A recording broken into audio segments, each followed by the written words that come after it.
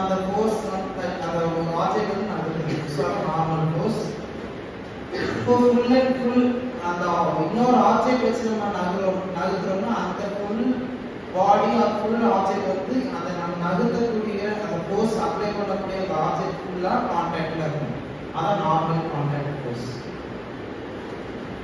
The friction force, so இது வந்து already தெரிஞ்சதா ஒரு ஆப்ஜெக்ட் வந்து நம்ம நகர்த்தி கொண்டிருக்கோம். ஃப்ளோருக்கும் அந்த ஆப்ஜெக்ட்க்கு இடையில வந்து ஒரு ஃபோர்ஸ் கிரியேட் ஆகும். அதான் friction force. The air resistance force, so இது பார்த்தோம்னா இது டைப் ஆஃப் frictional force தான்.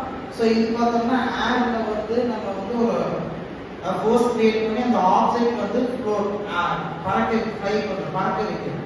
so அதான் வந்து air resistance force. so இது மெயினா பார்த்தோம்னா sky divers or downhill skiers இதுல வந்து யூஸ் பண்ணுவோம் இந்த ஃபோர்ஸ். டென்ஷன் ஃபோர்ஸ், so ஒரு ரோப் வச்சு நம்ம எடுக்கிறோம்னா அந்த ரெண்டு ஆப்ஜெக்ட் இல்ல ஒரு ஆப்ஜெக்ட்ல சென்டர்ல வந்து ஒரு ஃபோர்ஸ் கிரியேட் ஆகும். அது டென்ஷன் ஃபோர்ஸ். so ஆப்போசிட் டைரக்ஷன்ல இருக்கறனால அந்த இடத்துல வந்து டென்ஷன் ஃபோர்ஸ் வந்து கிரியேட் ஆகும். ஸ்ப்ரிங் ஃபோர்ஸ், so இது பார்த்தோம்னா மெயினா வந்து கம்ப்ரஷன் ஆர் எலாஸ்டிக் ஸ்ட்ரெச்சஸ் இந்த ரெண்டு ஃபோர்ஸ் வந்து இந்த ஸ்ப்ரிங் ஃபோர்ஸ் வந்து கிரியேட் ஆகும். மேக்னெட்டிக் ஃபோர்ஸ், so ஆல்ரெடி பார்த்தோம்னா ரெண்டு மேக்னெட்டிக் ஃபீல்ட் இடையில வந்து ஒரு மேக்னெட்டிக் ஃபோர்ஸ் வந்து கிரியேட் ஆகும். so ரெண்டு ஃபீல்டும் அட்டாச் ஆகி வந்து அதுக்கு வந்து ஒரு ஃபோர்ஸ் கிரியேட் ஆகும். எலக்ட்ரிக்கல் ஃபோர்ஸ், so ரெண்டு பாசிட்டிவ் நெகட்டிவ் எலக்ட்ரான்ஸ் வந்து கம்பைன் ஆகி ஒரு ஃபோர்ஸ் ஆர் ஒரு இம்பல்சஸ் கொடுக்கும். அது எலக்ட்ரிக்கல் ஃபோர்ஸ். அடுத்து இன்டர்னல் ஃபோர்ஸ், so இது நம்ம பாடியில நடக்கிறது. so பாடியில நடக்கிறதுனா நார்மலா நம்ம பாடியில வந்து மெயினா நடக்கக்கூடிய muscular force, ligament force and joint reaction force. so muscular force பார்த்தோம்னா மசில் ஆக்ஷன் ஆர் கான்ட்ராக்ஷன் நடந்தா அது கிரியேட் ஆகுது. லிகமெண்ட் ஃபோர்ஸ் சேம் நம்ம ஜாயிண்ட்ல உள்ள இருக்கிற லிகமெண்ட்ஸ்ல வந்து ஏதாவது மூவ்மென்ட் பண்றோம்னா அது நடக்குது. Joint reaction force between the articular surface of the joint. External force, so இது பார்த்தோம்னா வெளியில நம்ம பாடியில இருந்து பாடி இல்லாம வெளியில நடக்கக்கூடியதுதான். so friction force, gravitation force, pressure resistance force அப்படின்னு பார்த்ததுலாமே எக்ஸ்டர்னல் ஃபோர்ஸ்.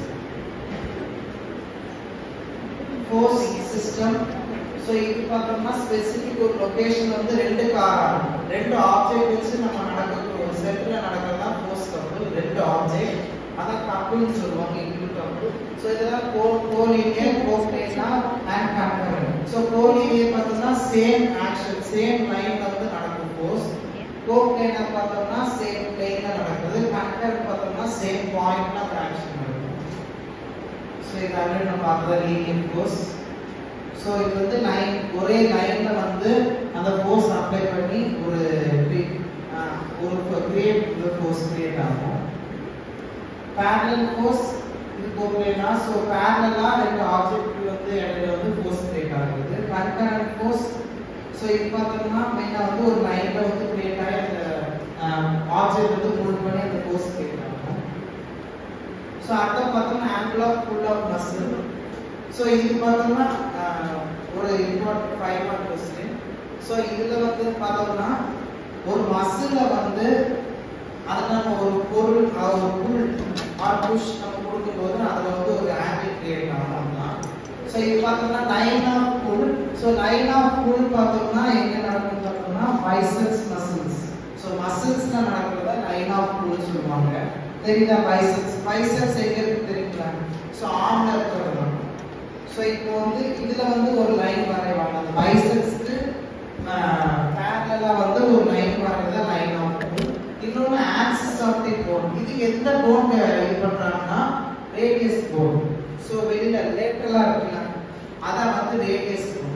சோ அதுக்கு parallel-ஆ ஒரு லைன் வரையறாங்க. சோ அத ஆக்சிஸ் ஆஃப் போன். ஓகேயா? இது வந்து மசில் ஒரு லைன் வரையறாங்க, லைன் ஆஃப் போன். இன்னொன்னு வந்து போனுக்கு parallel-ஆ வரையறாங்க, ஆக்சிஸ் ஆஃப் போன். ஏன் இந்த போன்ல எடுக்கறாங்கன்னா angle of pull of muscle வந்து அந்த மசிலோட இன்சர்ஷன் பாயிண்ட்ல வர ஆங்கிள் வந்து angle of pull of muscle. புரிஞ்சுதா? அந்த மசில் நம்ம எடுக்கக்கூடிய மசில் வந்து எந்த